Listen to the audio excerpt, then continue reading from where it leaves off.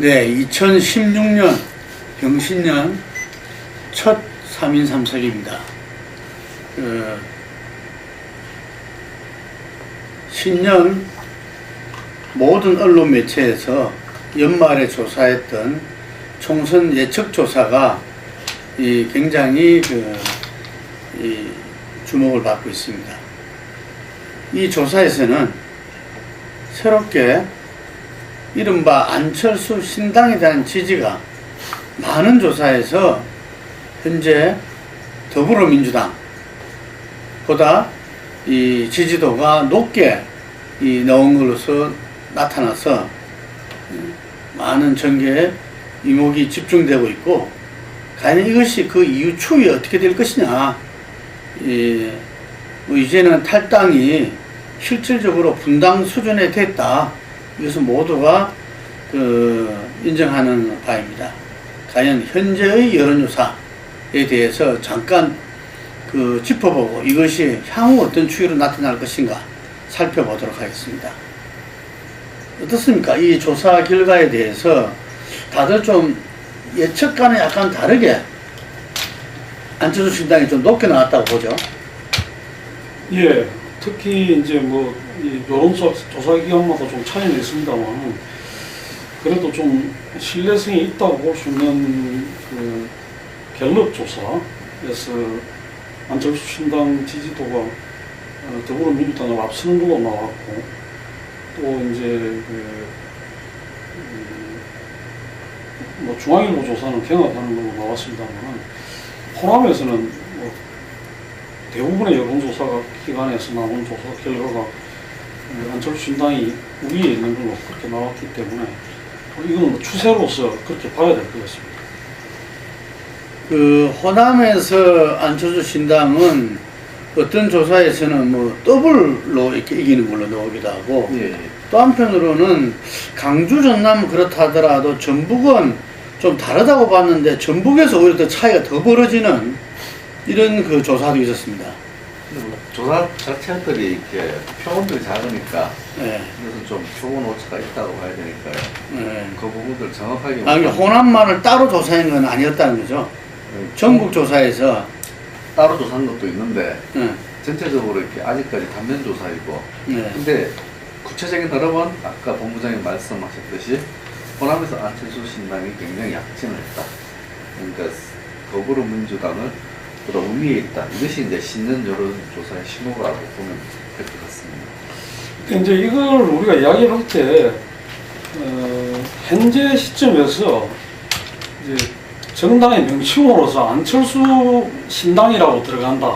이 점이 이제 상당히 좀 의미 있게 봐야 될 것 같습니다. 그러니까 어떻게 됐든 간에 이제 신당이 창당이 되면 안철수란 이름 자체가 당명으로 될 수는 없기 때문에 그때 가서 어떻게 좀 다시 조정이 될 건가, 이 문제를 하나 봐야 될 것 같고, 조금 전에 지적을 하셨듯이 추가 탈당 행위에 이어지고 있고 거의 지금 분당으로 치닫고 있는데, 그 결과 나중에 보기에 모이는 인물분이 어떻게 보이느냐, 이 점이 또 하나 작용을 하고 봐집니다. 현재로서는 안철수 신당으로 이름을 이어가지고 얼마 전에 당명을 더불어민주당으로 바꾼 이제 이쪽하고 한 것은 추세로서 그렇게 나타나는 것은 이 안철수란 이름이 갖고 있는 프리미엄도 좀 있다, 이렇게 볼 수 있을 것 같습니다.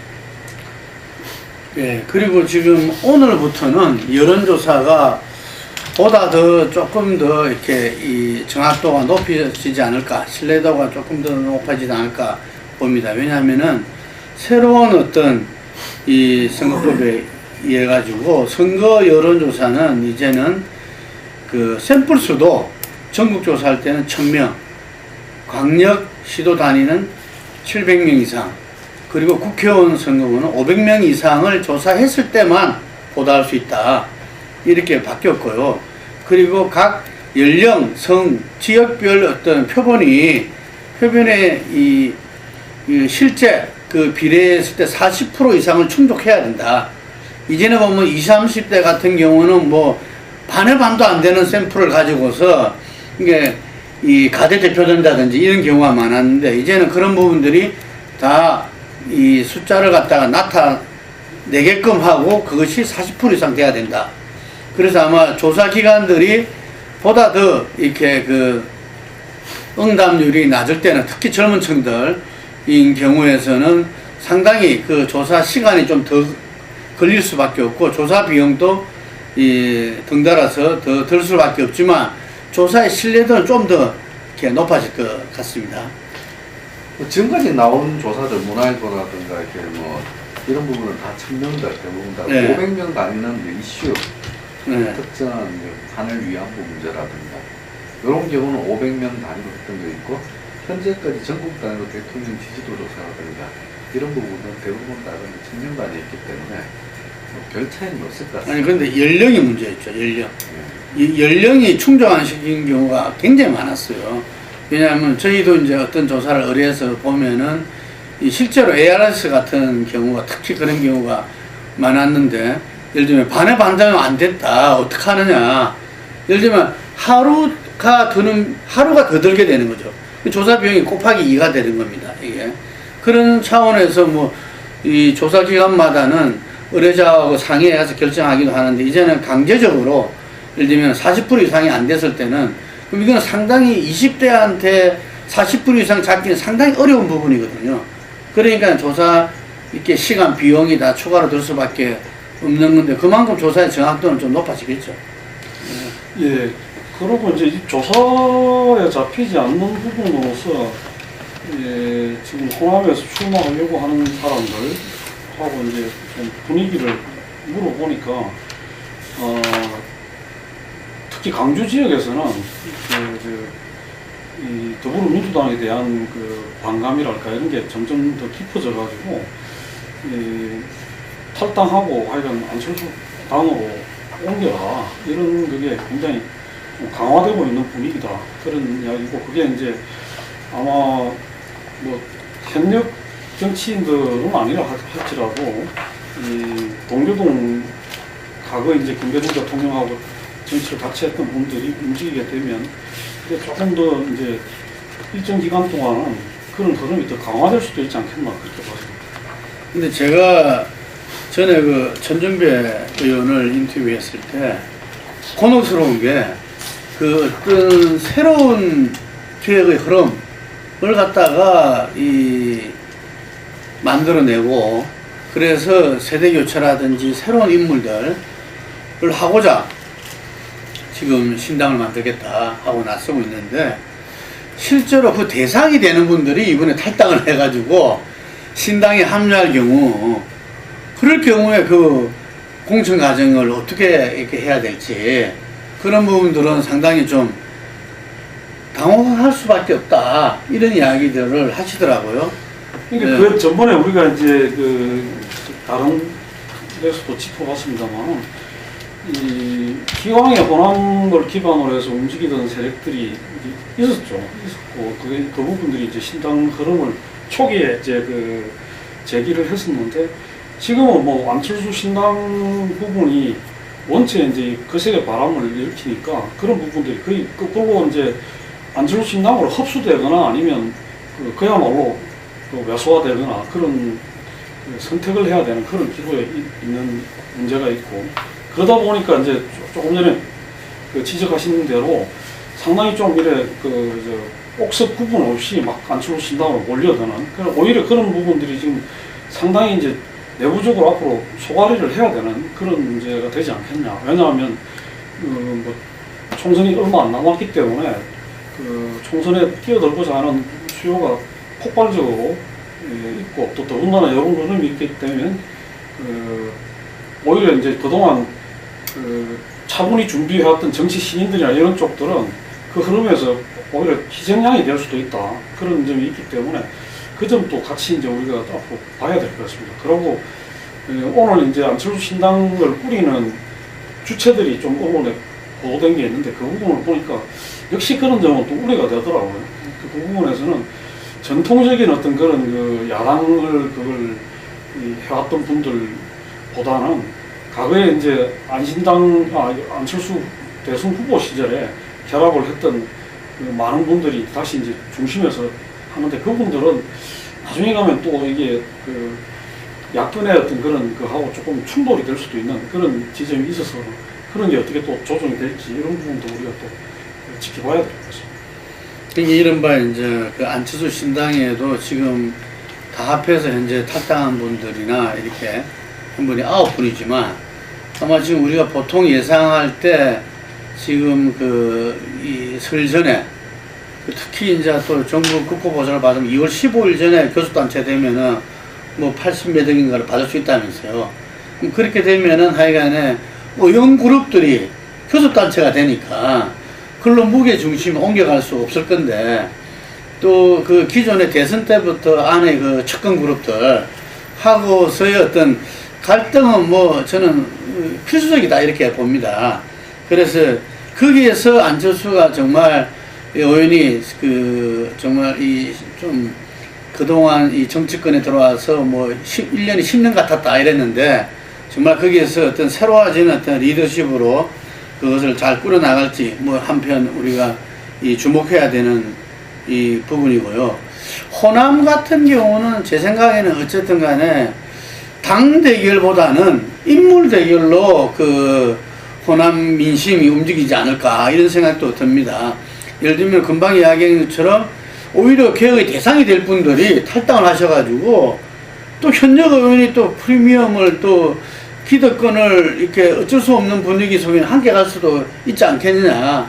그랬을 때 결국은 인물을 보고 아마 이 호남 민심이 최초로 투표를 하는 그런 선거가 될 수도 있겠다 이런 생각이 들거든요. 예, 결국은 그래서 어떻게 보면 이제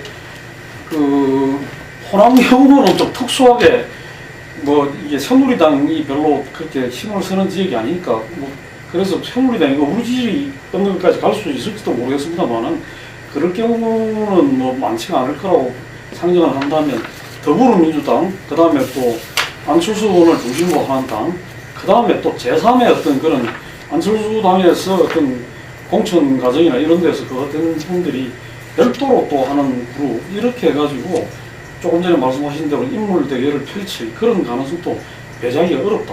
왜냐하면 워낙 정치적인 수요는 넘쳐나고 그런데 비해가지고 이 안철수 신당의 경우도 당으로 일단 굳어지게 되면 수용할 수 있는 후보로 수용할 수 있는 숫자는 한정되기 때문에 그런 현상이 빚어질 수도 있다. 그렇게 봐집니다. 지금 안철수 신당이 이제 뭐 생겼을 때 현재 더불어민주당 지지층에서 안철수 신당을 옮겨가는 거하고 새누리당에서 뭐 얼마 전에 보면은 10% 빠졌다. 예를 들면은 이걸 경계해야 된다. 뭐 어쩌고 저쩌고 이야기 나는데 그 부분은 어떻게 보십니까? 새누리당에서 옮겨가는 부분들은 일정은 이렇게 지금 다 끝난 건 아니냐. 다만 이제 그리고 더불어민주당하고 안철수 이제 어느 정도 빠져나갔냐 부분들은 실제 창당됐을 때 상황을 가정했을 때 그건 미질 수가 있습니다. 현재 안철수 신당의 지지도가 상승된 것은 호남 부분들과 수도권에 있어가지고 서울 수도권에 있어가지고 호남 민심들이 반영된 부분들이 굉장히 강합니다. 이 부분들이 이렇게 지금이 현재 상당히 이렇게 꼭지점 아니냐 뭐 이런 판단도 나올 수 있습니다. 이게 오늘 발표되는 게리얼미터 조사 보면은 전주 비해가지고 안신당이 하락 흐름을 타고 있는 부분들이 나오고 있습니다. 또 그런 부분을 봤을 때는 정점이 아니겠느냐 이런 이제 판단도 나올 수 있습니다. 그러니까 이제 그 이야기하고 더불어 그렇게 볼 수 있겠죠. 호남에서는 아무래도 이제 그동안 야당세가 강했던 지역이니까 야당 표가 많이 이제 지금 야당 지지자들이 갈린다고 한다면 나머지 지역에서 이렇게 지금 이 안철수 신당이 올라가는 것은 상당 부분은 새누리당 지지자들 중에서 이탈층이 좀 있다 이렇게 봐야 될 거고 그 부분이 이제 새누리당이 이런 변수가 없을 때 기왕에 한 40%가 조금 넘었거든요. 넘었는데 지금 30대 중반 뭐 조금 많이 내려가는 쪽은 30대 초반까지 내려가는 그런 현상도 보이고 있기 때문에 여타 지역에서는 상당히 좀 영향을 받고 있다 이렇게 볼 수도 있을 것 같습니다. 네. 특히 서울을 중심한 수도권에서는 뭐 3자 경합된 지역이 많고 안철수 신당이 1위로 이렇게 될 발표도 있었죠. 예. 예. 그리고 그게 보면은 다 유무선을 같이 조사한 경우에 그런 경향이 나타나는 것 같은데, 이 유무선을 결합했을 때는 모바일 조사가 50% 정도 들어갔다는 이야기예요. 젊은 층들이 좀 이렇게 많이 잡혔다고 이렇게 볼 수 있는데, 그랬을 때 이 섣부른 예측인지 모르겠지만 야권 연대가 아니라 후보 단일화에서 1대1 구도가 아니더라도 뭔가 이 선거판의 변화가 가능하지 않나 이런 추측도 나오는 것 같아요. 그건 좀 기대가 좀 기대사항인 것 같고요. 이렇게 과거와 같이 이렇게 지역 구도가 갈려가지고 YS 지역과 이렇게 갈린 상태였다는 거랑 다르게 여야 구도에서 이렇게 여권 쪽에서 넘어오는 지지층이 그렇게 크지 않다는 거. 과거는 또 다른 부분입니다. 그러니까 그걸 한번 지적을 이렇게 이 천정기 의원이 지적을 하시더라고요. 이게 3당 합당 전과 후가 다르다. 그러니까 쉽게 말하면 우리가 88년도 13대 총선 때는 서울 지역에 보면은 민정당이 당선된 경우가 거의 없어요. 예를 들면은 이 평화민주당이나 통일민주당에서 당선이 많이 되고 이랬는데, 그런 부분들이 3당 합당 이후에는 상당히 어렵다는 거죠. 이게 그 1대1 구도가 아닌 상태에서는 이게 이 여권과 이렇게 이하 이런 부분들 속에서 이하가 따로따로 당선되는 경우가 어렵다는 이런 이야기인 거죠. 아니 97년도 선거에서도 부분적으로 좀 그런 게 있었는데, 조금 전에 지적하셨다시피 3당 합당이라는 96년도요? 네? 96년도 15대 총선. 네. 그러니까 이제 공화민주당하고 그때 그거 했는데, 공화민주당에서도 이제 수도권에 좀 당선이 됐죠. 숫자가 많지는 않습니다만. 근데 이 부분이 영남이 이제 TK, PK가 전부 다 하나가 되기 때문에 그 양이라든가 이게 절대 그거에서 도저히 이렇게 호남만 가지고 어떻게 해볼 수 없는 그런 격차가 나버린 게 그 이후에 이제 계속 우리나라 정치 지형을 규정하고 있는 거라고 볼 수 있고, 조금 전에 말씀하셨던 이제 젊은 층들이 많이 그걸 한다면 조금 이렇게 새로운 변화가 있을 수 있지 않겠냐 하는 부분은 역시나 이제 어떤 선거 이슈라든가 아니면 흐름이라든가 이런 게 굉장히 좀 현 정권에 대한 심판론이 강화되고 또 그런 쪽으로 이슈가 확 가가지고, 예를 들어서 좀 연말에 나왔던 이완복 문제나 이런 게 좀 폭발적인 이슈가 되어 가게 되면, 그래서 젊은 층들이 대거 투표장에 나오게 되면 그런 현상도 나올 수 있다. 그러나 현재 흐름으로 봤을 때는 20, 30대가 그렇게 폭발적으로 나오겠느냐는 거는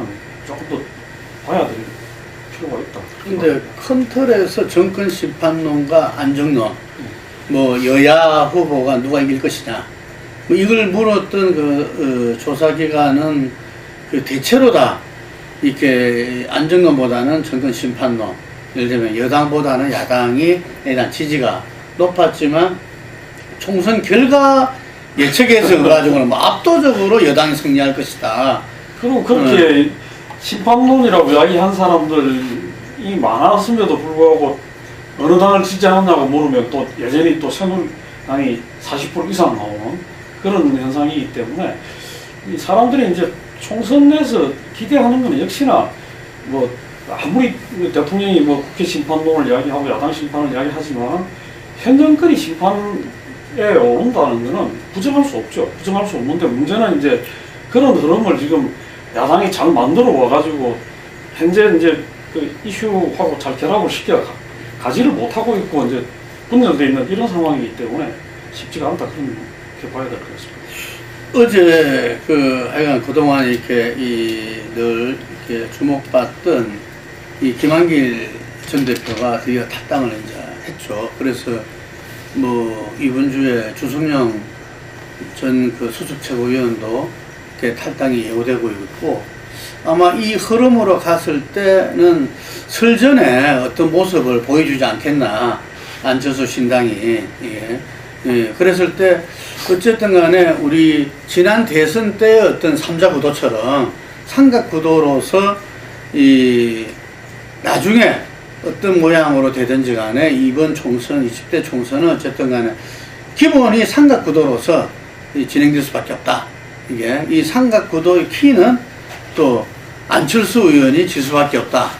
그래서 지난 대선과 복귀 같지만 또 다른 모습, 앞으로 계속 주목돼야 될 부분이라고 봅니다.